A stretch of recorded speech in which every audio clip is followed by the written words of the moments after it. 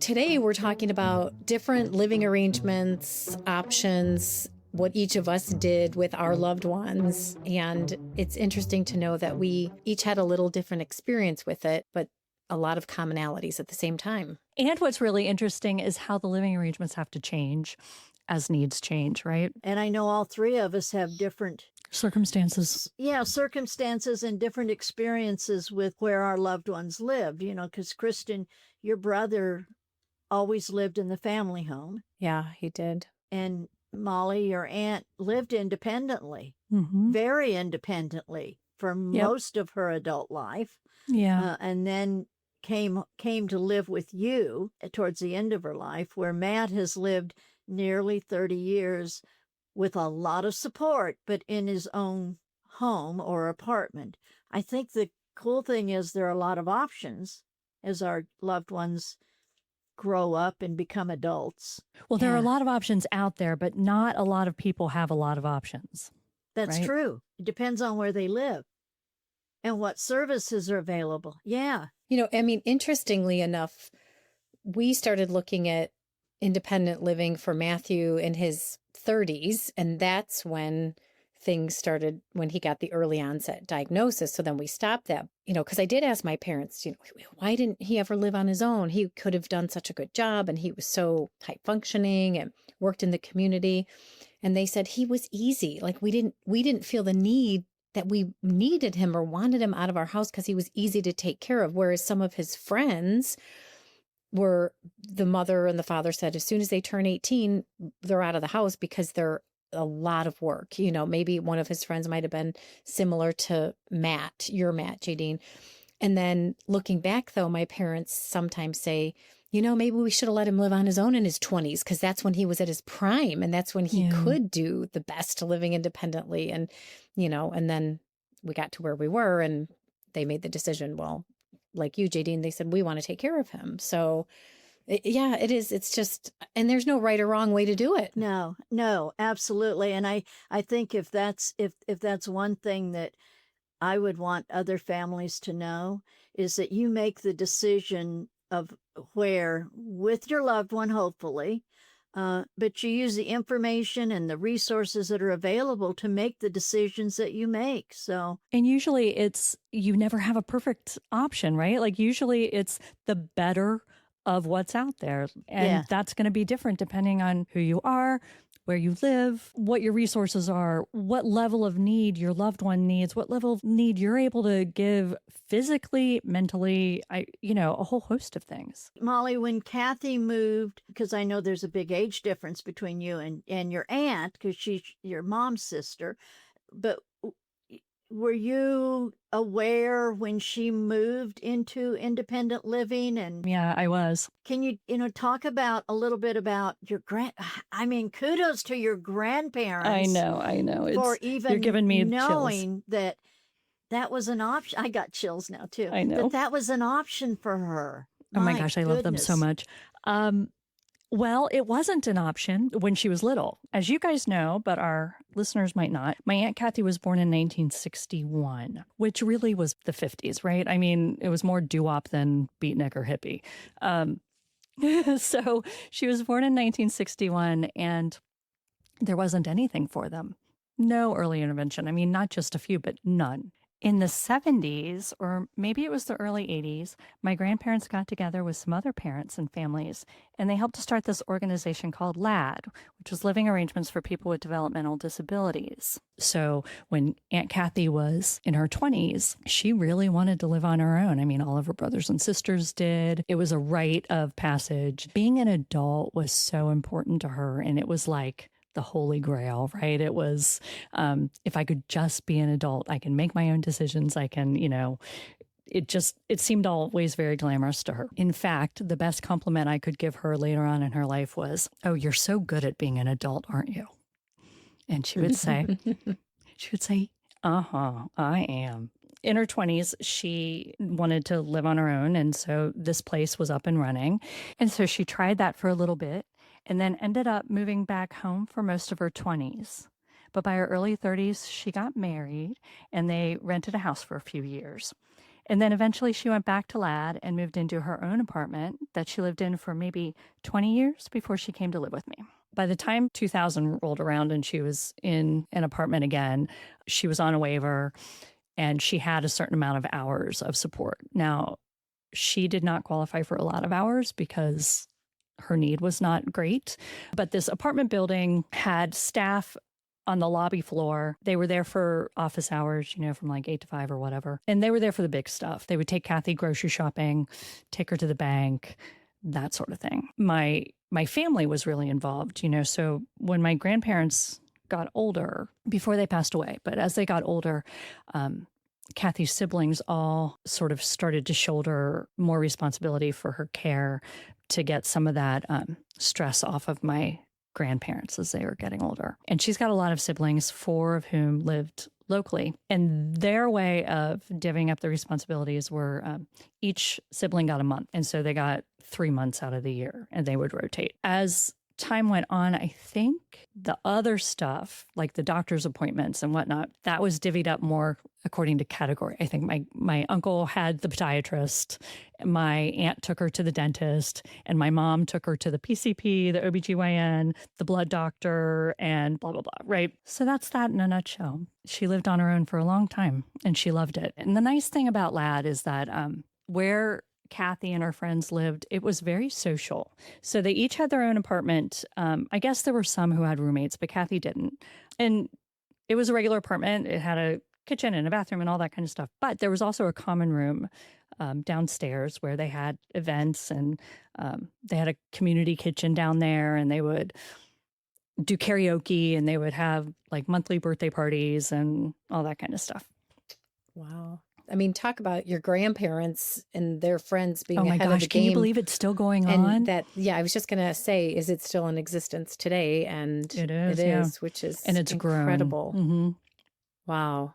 But it didn't exist. It didn't exist before when Kathy was little. Right. It was they brand were so new, ahead and of it their was time to think of this and to put this in place and really give Kathy the optimal independent living experience. Oh my gosh. And the pictures of her in her first apartment, she is so excited. She's like lounging on her bed. Proud to have her own space. Yeah. She was so proud. She was so cute. She was adulting. Yes. Yes. She Adulting. loved to be an adult. I love it. I love it. Matt's situation when we were in Germany, I talked about that, in when I was sharing his story. He ended up in residential placement. And as we were coming back to the States, Joe was coming out of the Army, and we came back to the States. And, the information we were given was that he needed residential placement. So we were looking for that when we first came home. It didn't happen. And he left public school in 96. And that was the period where the thing to do was help your loved one have an independent life. And the idea was that they not live with the parents forever because 2 reasons. One, it gave them an opportunity to have a life of their own. And 2, if they lived with the parents forever and the parents died before them, then they have to go into another residential setting. And so they've got that new thing and the loss of the parent or parents. So it's a lot of adjustment all at once. So the thought behind it was let them get out, get established in a home other than the family home, so that when mom and dad die, they're at least in a home that they're familiar with people that can support them and stuff. That was kind of the thinking back, when we were looking at it. And we were really encouraged to look at group homes, but we recognized, I've talked about already about how, Matt has a lot of autistic characteristics. He has apraxia, and he does not do well in groups. The extra noise and the too much stimulation would kind of set him off and stuff. And so our thinking was, a group home would not be a good situation for him. And in Florida, we have a program called supported living, where the individual rents a home or an apartment, and they pay for that. That's paid for with their benefits. Their SSDI, SSI pays for all of the living expenses of renting the place, paying the utilities. All of that is paid for with the SSDI. Now it was SSI. And then a waiver pays for the staff to support the individual. So Matt's level of need is such that he has to have staff 24/7. He never learned to cook for himself. He doesn't do laundry independently. He can kind of make his bed. He needs help with all of his self-care kind of things. So supported living has worked well for him because he has the supports that he needs. And, there's somebody there who makes sure he's bathed, makes sure that his clothes are clean, makes sure that he has a meal sitting on the table at mealtime, and help him get to bed on time and get up and go about his day. So Matt's routine now is he's got what I call, the state has technical names like personal supports hourly and personal support daily and stuff. My reference is he has staff that's in his home. So that's a staff that spends the night with him and gets him up in the morning. And then he has staff who will take him out in the community. So he's doing things. For years, I think 9 years or better, he served as a volunteer at our local VA health center, and a very loved volunteer there. And then COVID came and that's all changed and stuff. And then he has behavior analysts, and he has something called a supported living coach. That coach makes sure that his bills are kept up and that he has groceries in the house and handles all of the medical care, which has been nice because as I've gotten older, I choose to not go to routine medical appointments. When you go every 6 months to the doctor, I don't need to go unless something's going on. And the staff that does that, knows Matt really well now and keeps up with his medical and stuff. So, but it's been a challenge because there's a high turnover rate of direct support professionals. So, we see that in all sorts of programs that are serving our loved ones. It's not just in residential care, it's also in, day programs and in other areas, because they're not paid what they're worth.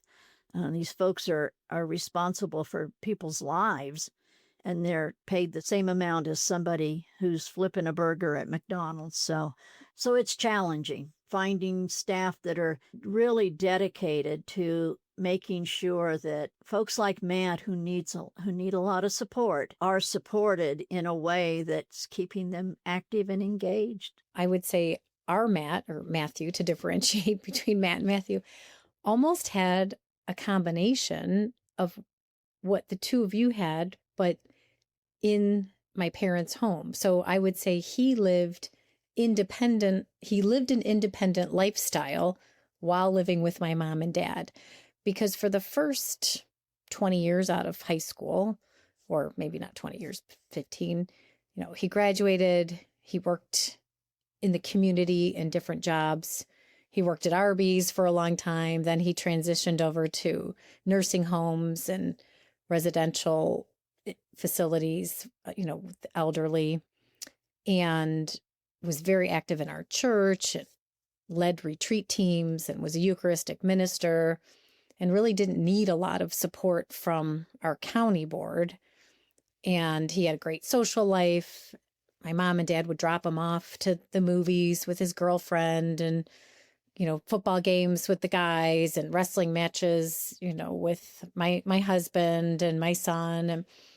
And then as things started to progress, as he started showing signs of aging and Alzheimer's, he went backwards on the continuum of services, right? So, and when was that? That was in his early 30s when that started, early to mid 30s. Just when we started seeing some changes. And that's right about when we were starting to consider looking at independent living. And then we took a step back and said, you know what? If he has this diagnosis of Alzheimer's, then maybe that's not the place for him to be.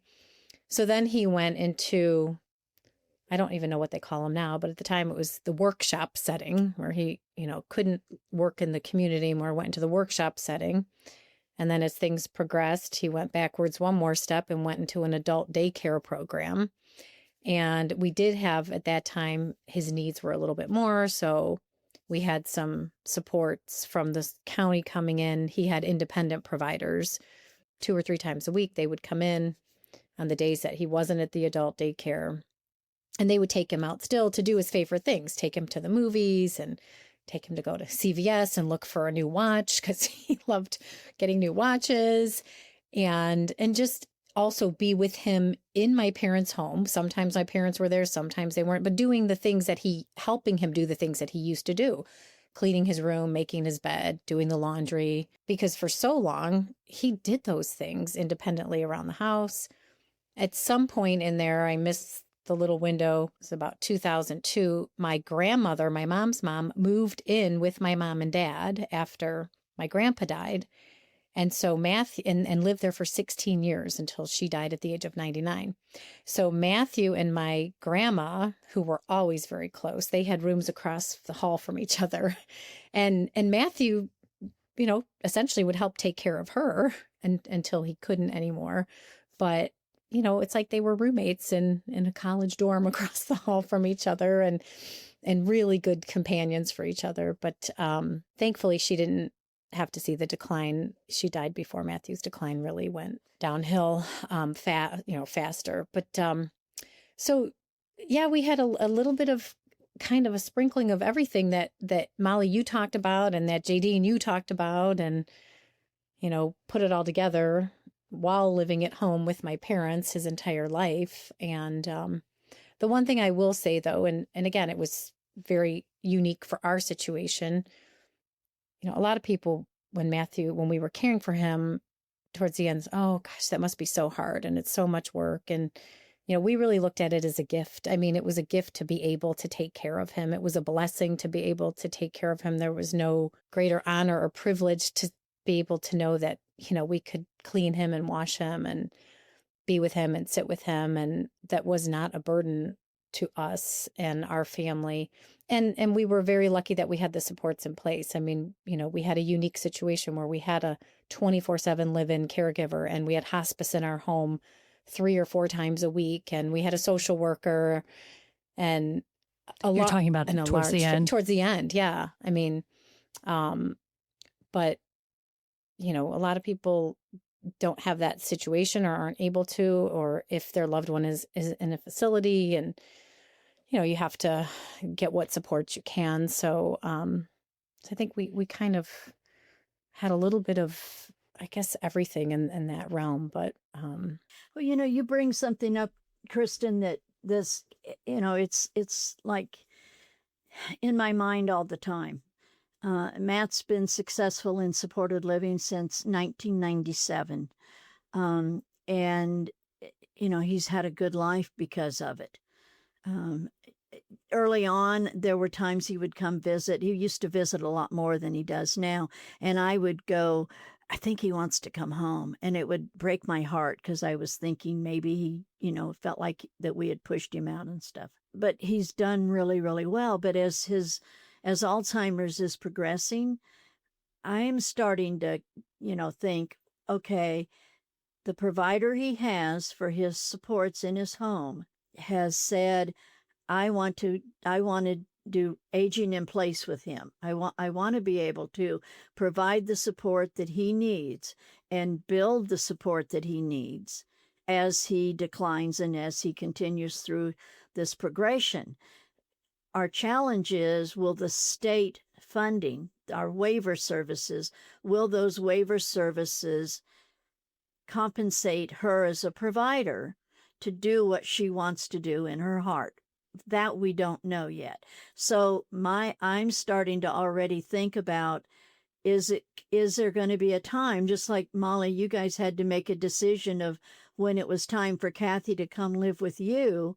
I'm thinking about, he's not coming home with me. I know that that's not healthy for either of us. But I might have to look at something different. And where will he go? And it's a real concern that I have. And I have a wonderful support team, surrounding him. And they're like, we're not there yet. We're not there yet. And it's like, you may not be there yet, but Mama Bear is. Mama Bear is thinking about it. We've got to be prepared. Right. You can't wait for the crisis to happen Right. Yeah, that was one thing we kept saying. You've got to make those decisions before the time gets there, if you have the opportunity to. Now, our story is a little bit different because we were confronted with this coinciding with the shutdown of COVID. So we tried to get in front of it, and it just, timing had a different plan. Kathy was getting older and started to show signs. I don't know if they were early signs of dementia. We just thought it was her getting older. But some of the first clues that we had were the fact that she wasn't able to get to work in time. She was missing the bus, and that was becoming a really big issue. We finally decided to let her retire, and she had a retirement party. And then she was able to do things on a little bit slower pace. And, she didn't stay home. She went to social programs at that point, but they started later, and, it wasn't a killer. She didn't get dinged if she didn't show up. But things like that just started to happen more and more. And where she was living, they weren't equipped to staff up to her needs really quickly. So, Jadene, when I hear that your provider really wants to provide that support, and I hear you say state funding might be an issue, I also think the other issue is, will she find staffing? Because our provider also wanted to provide more help, and it was next to impossible to find more staff to increase her hours. So while the county increased her hours, we weren't necessarily able to get the staff in. Now, at that time, we did not know that she had dementia. I don't even know if she had dementia at that point, but we didn't even know about dementia back then. But anyway, we were trying to increase her supports, and it was hit and miss. They did increase her hours as much as they could, but it wasn't really as much as she needed as the decline was happening. Fast forward to 2019, and she's showing huge signs. Well, she had been showing signs before, but by 2019, we all knew. We all knew it was dementia. She finally got the diagnosis at the end of 2019, but honestly, that whole year, Lad had been trying to hire more staff in to help her. But I was going over to her apartment more and more and more because she was needing a whole lot more support just for those activities of daily life.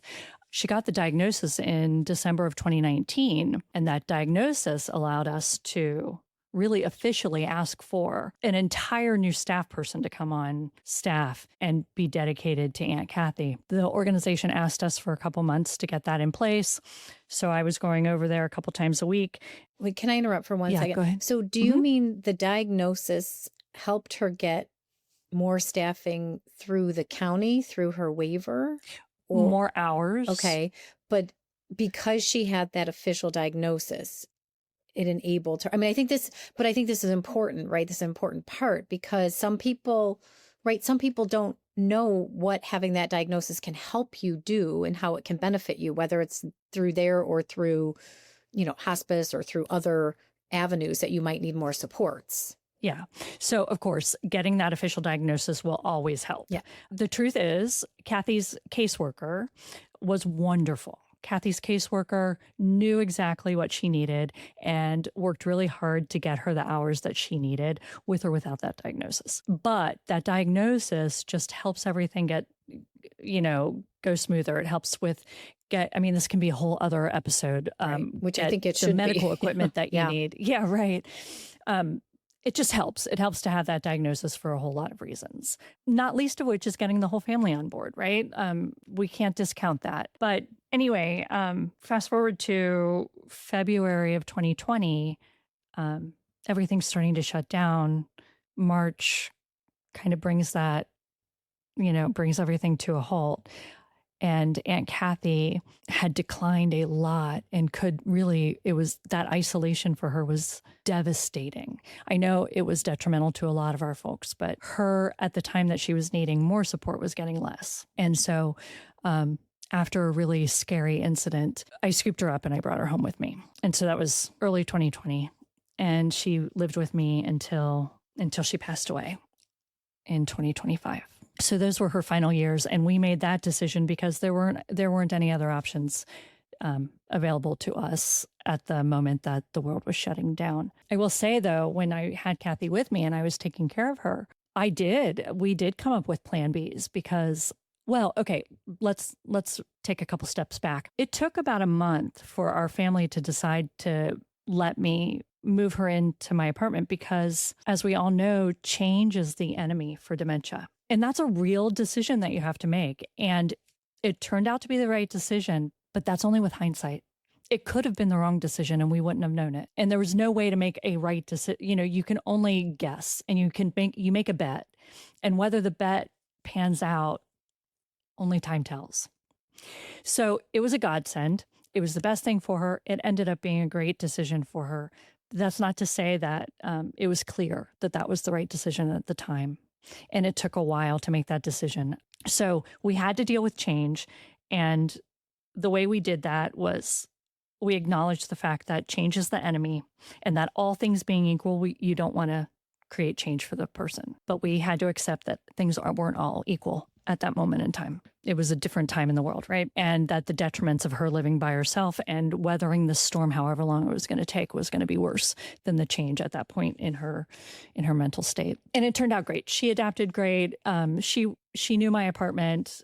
She was in familiar surroundings, and so it ended up being okay. But once I brought her in with me, we did have to come up with a plan B because I was a sole provider, and that's risky. If something happens to me, what's going to happen to her? So we did. I mean, we had to look at options for nursing homes, or at that point, a group home wasn't even an option because of her dementia. I mean, she was going to have to be in assisted living or skilled nursing, or I don't know what.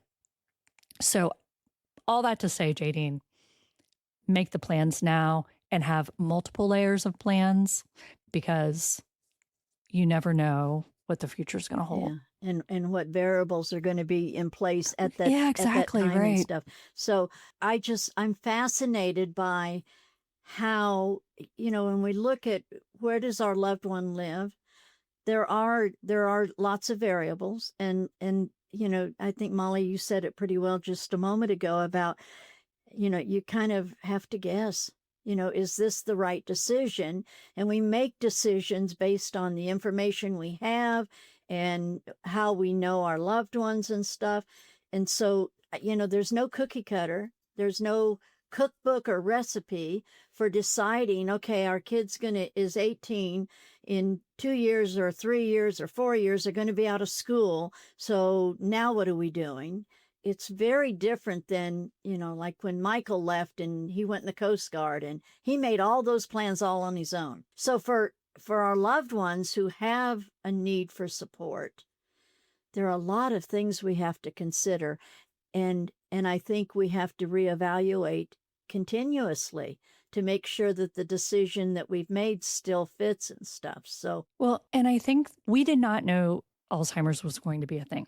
We did not know dementia was in Kathy's future. And hopefully the gift that comes with increased knowledge of that is that people are going to be able to plan better and the community is going to be able to address these issues better. I was talking to somebody recently when Kathy was starting to age and we were having issues.